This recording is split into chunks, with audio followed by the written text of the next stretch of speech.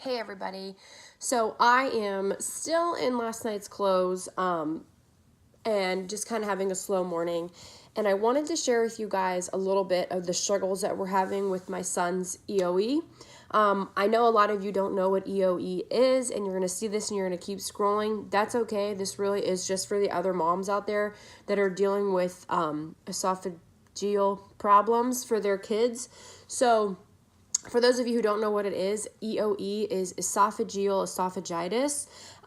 And what that means is you get these like esophaphils or furrowing in the esophagus, and it can actually narrow the trachea. So if it gets bad enough, children choke, throw up, but if it gets really bad, then they need to get it expanded because there's like a scar tissue that forms around it. So we're dealing with that with my son. It's pretty common in kids who've got a lot of food allergies like he has. And we have started to go, so he's already allergic to tree nuts, peanuts, all legumes, low-level soy, so he was allowed to eat soy, but now it looks like we're going to have to eliminate it. Lentils, green beans, and like a couple other random beans, which all fall under the legume category. So soy is also a legume, which I was not connecting the two because they test it differently, so I assumed it meant they were totally different like allergy classifications. But when you have EOE, your trigger might not be something you're allergic to. So for Bryce, we decided the best route out of all of his options were to eliminate dairy and to eliminate gluten. Since I have done that, he has been in a rash every day. Sometimes minor, sometimes like all over his face. It's been different every day. Found out some of those foods that he was having the severe rashes to had allergens in it that I had missed, like pea protein, pea fiber, and coconut in one. So I was like getting frustrated, not sure what to do. Figured that out, thought we were good to go. Well, this past week he has thrown up twice, and now he does this thing where after he's done eating, he gets this like heavy cough, like something is stuck, and he's trying to get it out. Now, he's not choking because he's making noise. He can talk to us, everything that is that way, but you can just tell he's so uncomfortable. On top of that, he has been coughing nonstop. He's wheezing, and he has like the driest skin, which dry skin's a symptom of allergies. Now, here's the hard part. He also is 3. He could be moody. He could just not be feeling well because he could have a cold, and the dry skin could be because it's winter in Pennsylvania. So it's a little bit frustrating because we keep thinking we're doing everything right and we keep getting setbacks. So I went into my mom group. I guess it's not a mom group. It's an EOE group. Specifically, there's adults in there that have it, parents of kids who have it.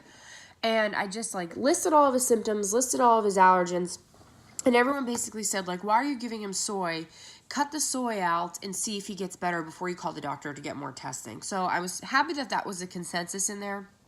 Of course, you get, like, the idiots in there that, well, I guess I just did the same thing. The people that, like, bash your doctor or your choices, which make me really upset because I didn't go in there for that. Like, I literally had, like, one of the hardest nights last night dealing with it because, you know, my poor 3-year-old has had constant breathing treatments. He always has to have his inhaler with him. We can't go anywhere without his EpiPen because he's allergic to so many different foods. And people are just like, well, what if he just eats a little bit of it? Or, oh, you can't come because he's allergic to it. Or we're not going to have food for you because he's allergic to it. That part I understand. Like, I bring his food everywhere we go. But I am really starting to feel the emotional, like, I don't know, like, just heavy cloud of what he has to go through every single day.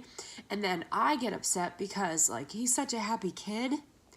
And he's not happy right now. So, like, that's what's hard for me.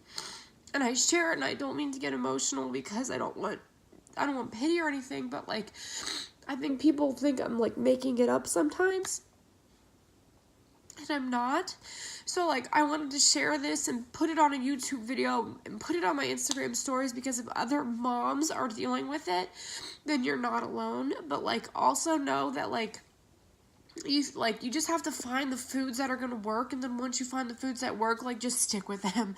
Like, I just got done talking to a mom through Messenger, and she said that, like, it was a hard pill to swallow, but her doctor said you can't add more food back into the diet. Like, deal with what you're dealing with and just move on from it. And, like, okay, I get it, I can handle that, but this is actually like way harder than I expected, and I'm in the early stages of it, so that's why I want to share with you guys, and I'm going to try to share more, because I don't think people know about it. I mean, I didn't know about it, and I had a son with food allergies, so I feel like if you can get out there and just like learn a little bit more about it, like people will be safer and healthier, and we're gonna try to do more whole foods. So like I'm trying to pack him a normal kid's lunch with like little candy bars and things like that, and still keep it healthy. I mean, he eats a lot of fruit, but like I'm gonna have to just start making like more whole foods, like just plain chicken, plain beef, like things like that, and hope and pray he likes it, because right now he's a picky 3-year-old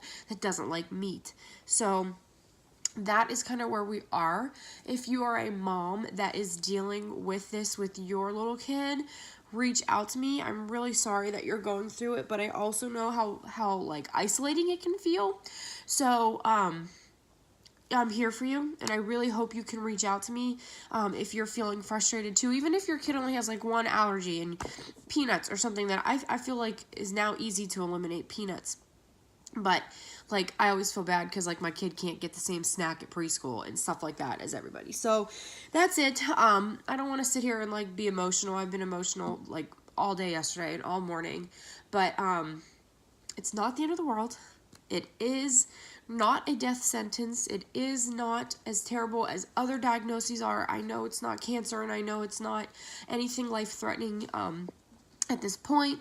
We caught it early. We're trying to figure out what the triggers are, and like we are literally in the first stage of testing. So like he had his scope. We decided to eliminate gluten and dairy. He gets another scope at the end of February to see if that worked.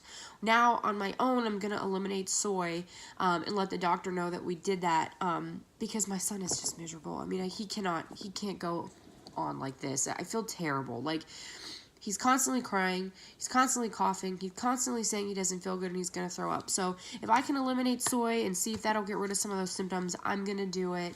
If anybody has top 8 free allergen foods that also don't have pea in them, like pea fiber or pea protein, can you send them my way? I would love to see them and try them and see if my son likes them. So I'm very aware of the Enjoy Life foods.